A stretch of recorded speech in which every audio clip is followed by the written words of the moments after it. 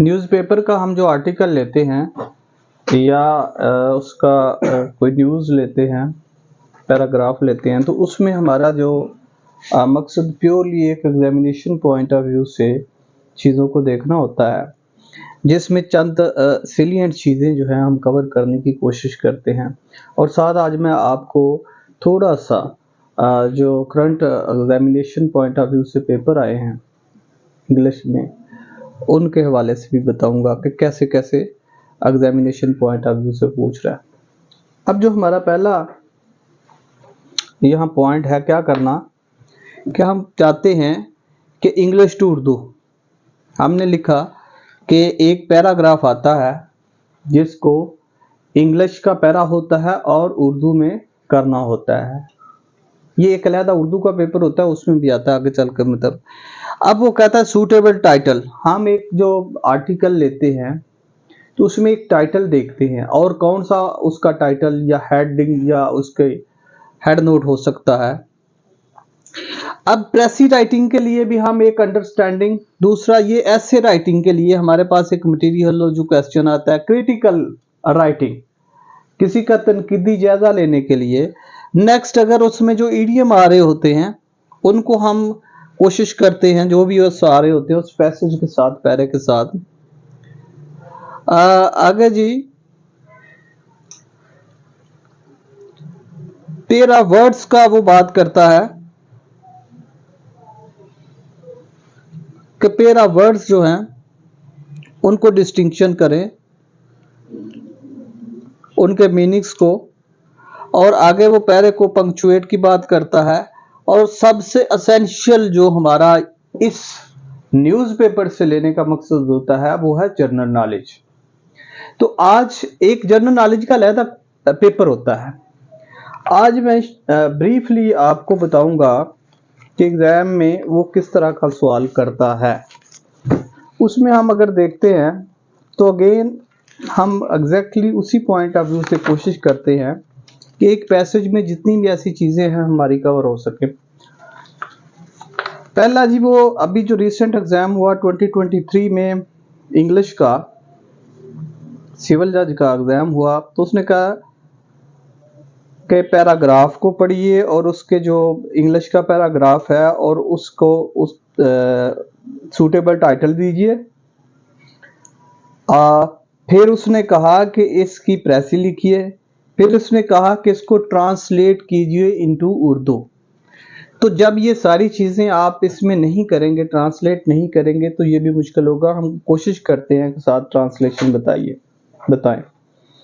आगे उसने दूसरा सवाल किया कि राइट एन ऐसे on any one of the following topics. अब कोई ना कोई टॉपिक होता है, वहां आप ट्विस्ट कर सकते हैं उस टॉपिक को। जैसे कि हमने एआई पे बात की और उसमें कुछ मटेरियल आप खुद से भी ऐड कर सकते हैं। और ये पहला उसने जो दिया कि मीडिया बेन और बोन है, इस पे हमने बड़ा डिटेल बात की। आगे वो हार्ड वर्क और स्मार्ट वर्क पे ऐसे की बात करता है। और importance of investing in alternate fuel, ये क्लीन एनर्जी की बात करता है। राइट टू प्राइवेसी और फंडामेंटल राइट्स की, ये इस तरह के सारे वो ऐसे की बात करता है। आगे वो कहता है जी लेटर लिखिएगा। और क्वेश्चन 4 वो करता है कि जो पेयर ऑफ वर्ड्स हैं, राइट 5 में वो कहता है कि पेयर ऑफ वर्ड में डिस्टिंक्शन कीजिए, जिसमें वो काउंसल इल्यूसिव इस तरह के वर्ड्स की बात करता है। आगे वो 4 में कहता है कि ईडीएम का यूज कीजिए, ठीक है जी। और वो ईडीएम के बारे में स्नोबॉल इफेक्ट, पिछले दिनों डॉन के आर्टिकल में शुरू में उसने कहा था कि इसका स्नोबॉल इफेक्ट हो रहा है। इस तरह के वो जो ईडीएम है वो बताता रहता है। Spill the beam like that. आगे वो क्वेश्चन नंबर 6 कह रहा है पंक्चुएट द फॉलोइंग पैराग्राफ। एक इंग्लिश का पैराग्राफ दिया हुआ है तो उसको कह रहा है कि इसको पंक्चुएट कीजिए। आगे इसी में ही एक उर्दू का उसने पेपर दिया हुआ है और उर्दू के पेपर में वो क्या कह रहा है जी कि एक पैराग्राफ दिया हुआ उसने,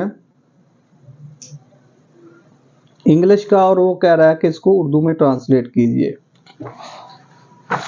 आगे फिर एएसजे के पेपर में, हाँ इसके साथ ही इसी एग्जाम में जनरल नॉलेज का जो वो पूछ रहा है, तो इसमें जनरल नॉलेज जो है इस वाले से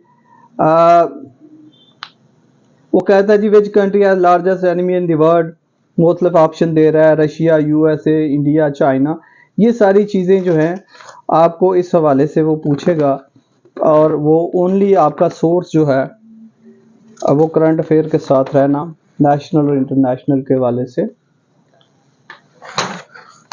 इसी तरह वो बात करता है जी पेपर जो एएसजे के हैं, तो बड़ा मिन्यूटली वो इसमें मैं शार्ट करता चलता हूँ, कुछ तो यही बातें करता है, यही सवाल करता है।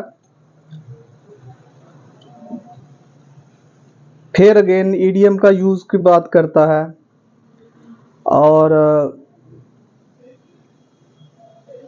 वो कहता है जी ये वर्ब इनको यूज कीजिए, वर्ड्स को कोई क्वेश्चन करता है कि नीड है, ये वर्ड जो है वर्ब है, नॉन है, एडजेक्टिव है या बोथ है, तो इनको बताइए।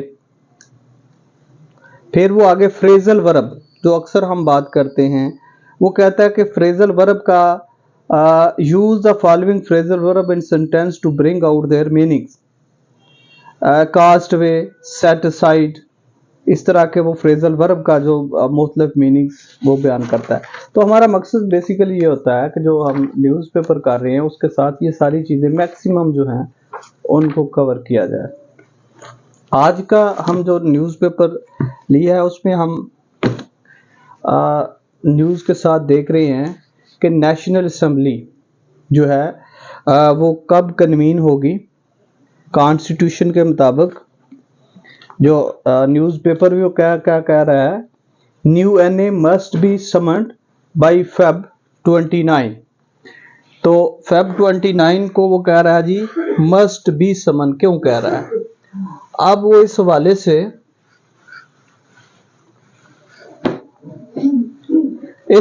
बात करता है जी, रेफर करता है कॉन्स्टिट्यूशन का आर्टिकल, वैसे अखबार वाला सेक्शन लिखता है लेकिन ये है आर्टिकल 91 सब क्लास 2 इसकी। वो कहता है जी the national assembly shall meet on the 21st day following the day on which a general election to the assembly is held. अब पहले बात करता है कि जब जनरल इलेक्शन होती हैं तो उसके फौरन बाद 21 डे में, यानी 21 दिन 21 डे में असेंबली का सेशन कन्वीन करना होता है। अभी खबर में हम देखेंगे आगे चल के कि अगर ये कन्वीन किसने करना है, प्रेसिडेंट ने। अगर प्रेसिडेंट नहीं करता तो फिर क्या होगा। आगे ही इस आर्टिकल में वो कहता है या कि unless sooner summoned by the president, 21 दिन तक ये उसने प्रेसिडेंट ने करना है या इससे पहले कि इसमें उसको समन किया जा सकता है, लेकिन एटलीस्ट जो टाइम है उसमें जो दिया गया है। और इसमें सारा वो प्रोसीजर भी बताता है। अब चलते हैं खबर की तरफ। New NA must be summoned by Feb 29, यानी कि 29 तक ही, फेब्रुअरी 29 तक 29/2/2024 तक ये न्यू असेंबली का सेशन जो है वो हर सूरत जो है वो समन किया जाएगा। Election of speaker prime minister required to be held on March 1 and 2। और इसी तरह ही स्पीकर का वो कह रहा है कि मार्च 1 और 2 को रिस्पेक्टिवली इसका होगा।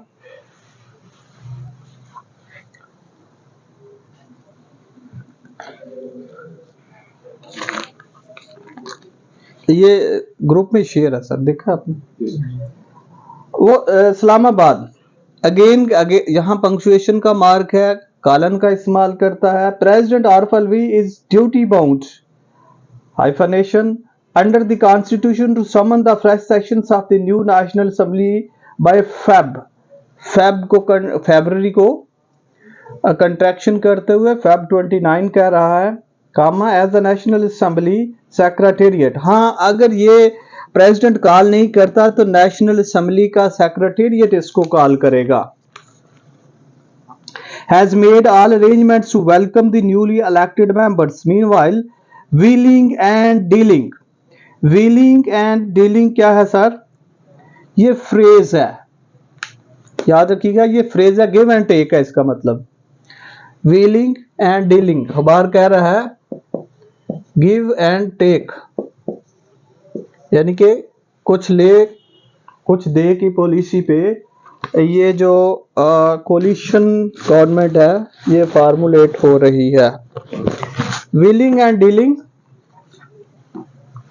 among mainstream political parties and underway after the Feb 8 general elections with about 150 covert होता है जी ख्वाहिश किया गया, desirous, available, obtainable, अच्छा जी, positions including the prime minister up for grab।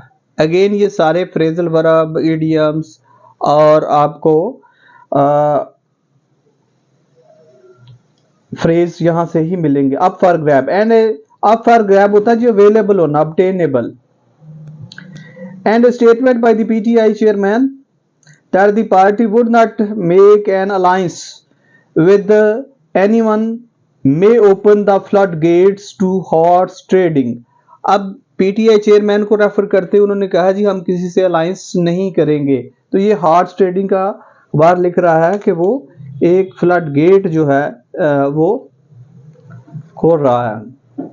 और ऐसे ही आर्टिकल 91 सब क्लास 2 के तहत 21 डे में उसने कन्वीन करना होता है। The national assembly shall meets on the 21st day following the day of the which, ये हमने अभी इस आर्टिकल को पढ़ा। A senior NAS officials told on that the president was duty bound to call the sessions of the National Assembly within 21 days. Otherwise, the Secretariat itself could announce the summoning of the session. अगर ये भी सवाल या पूछा जा सकता है कि प्रेसिडेंट कन्वीन नहीं करता तो क्या इसका हल है?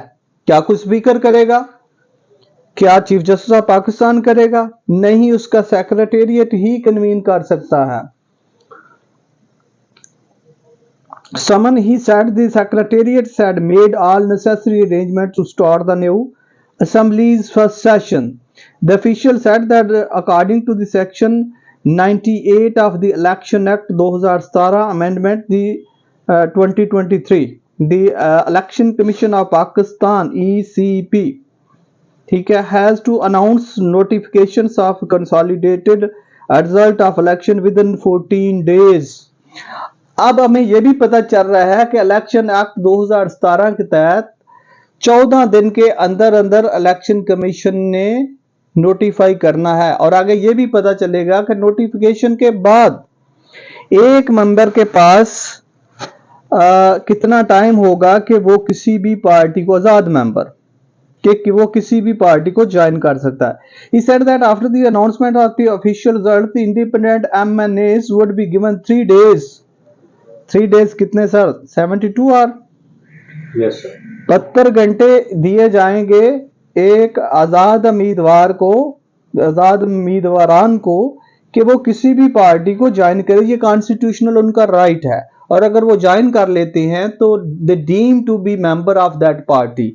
और इसी तरह जब वो ज्वाइन करते हैं तो उसकी रिजर्व सीटों में भी इजाफा हो जाता है उस पार्टी के जिसको वो ज्वाइन करते हैं।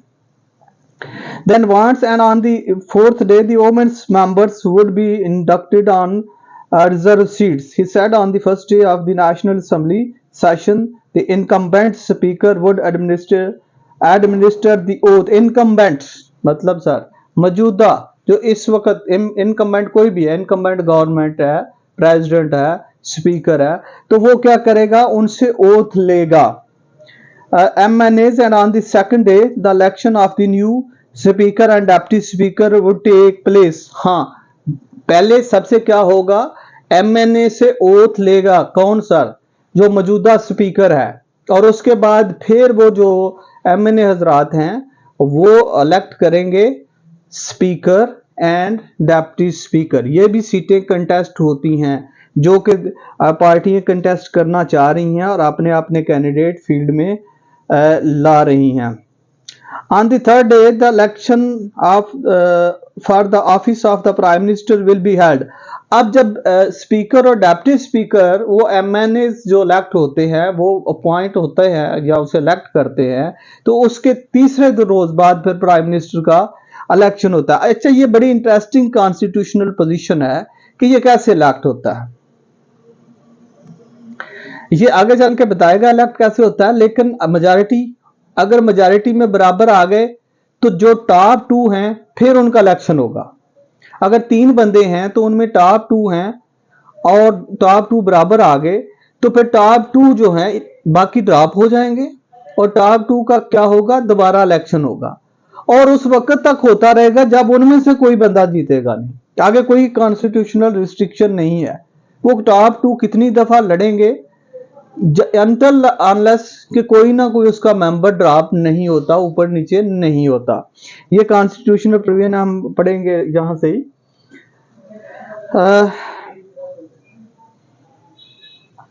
अच्छा, अगेन हमारा सेक्शन कोड कर रहा है, हालांकि ये आर्टिकल है। अच्छा जी, आर्टिकल 91(3) कहता है after the election of speaker and deputy speaker the national assembly shall to the exclusion of any other business mean, बगैर कोई और काम किए इमीडिएटली फौरन क्या करेगी नेशनल असेंबली, क्या करेगी, प्रोसीड कार्रवाई करेगी to elect without debates one of the Muslim member of the prime minister. यहां एक और बात भी है जी कि नॉन मुस्लिम प्राइम मिनिस्टर नहीं हो सकता।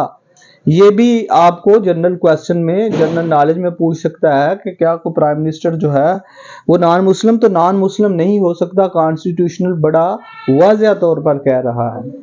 The Prime Minister shall be elected by the votes of the majority of total membership of the National Assembly, provided that if no member secures such majority in the first poll।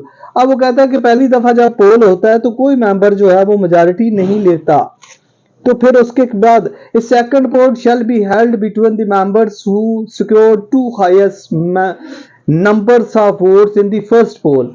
अब जो दो उस slot में, पहली slot में 10 बंदे थे, 3 बंदे थे, 4 बंदे थे, एस्पिरेंट से कैंडिडेट थे, 3 थे, 4 थे, उनमें जो हाईएस्ट जो 2 ले रहे हैं वो इक्वल आ रहे हैं, तो फिर वो जो इक्वल आ रहे हैं अगले पोल पे वो पार्टिसिपेट करेंगे। सेकंड पोल होगा जी, second poll shall be held between the members who secured 2 highest numbers of votes in the first poll and the members who secure a majority of votes of the member present and voting। अब यहां वो बात बड़ी वाज़ेह कर रहा है, present and voting mean कि अगर देखिए इस वक्त कोई बंदे ओथ नहीं लेते, जैसे कि स्पीकर, मौजूदा स्पीकर, इस वक्त जो स्पीकर है उसके सामने सबने ओथ लेनी है, किसी वजह से कोई बीमार है, आउट ऑफ कंट्री है या जेल में है या किसी वजह से वहां, तो इसका मतलब है कि वो मेंबर काउंट नहीं होगा। ठीक है जी। The first poll and the members who secure a majority of votes of member present and voting, present and voting, उसकी वोटिंग होना और वहां प्रेजेंट होना जरूरी है। ये नहीं है कि वो नोटिफाइड हो गया है तो काफी है। Shall be declare to have been elected as prime minister. अब उनमें से जो करेगा, बाकी 2 में से जो ज्यादा ले जाएगा वो prime minister declare. Provided further that if the members of the votes secured by 2 or more members securing the highest number of votes is equal। अब सेकंड राउंड में क्या हो जाते हैं, हाईएस्ट फिर इक्वल हो जाते हैं, तो वो फिर क्या कहता है, further poll shall be held between them until one of them secure a majority of votes of the members present and voting। तब तक होता रहेगा, अंटिल यानी उस वक्त तक ये होता रहेगा। आज के न्यूज़पेपर में ये पॉइंट्स जो हैं वो अंडर डिस्कशन रहे, लेकिन यहाँ अगर हम न्यूज़पेपर के सेंस को देखें तो उसने जहाँ इसको वर्डिंग को कोड किया है, 3 को कोड किया है, उसके बाद 4 को कोड किया है, आर्टिकल 91 को, 3 और 4 को, और अगेन ये सेक्शन कोड कर रहा है, लिख रहा है सेक्शन नहीं ये आर्टिकल है। इस तरह की छोटी मोटी गलतियां शायद अखबार से भी हो जाती हैं। तो इस तरह वो उसको डबल कोटेशन मार्क में, जहां वो स्पेसिफाई करके उनकी वर्डिंग को लिख रहा है तो डबल कोटेशन मार्क में लिख रहा है। थैंक यू जी, आज का न्यूज़पेपर इतने।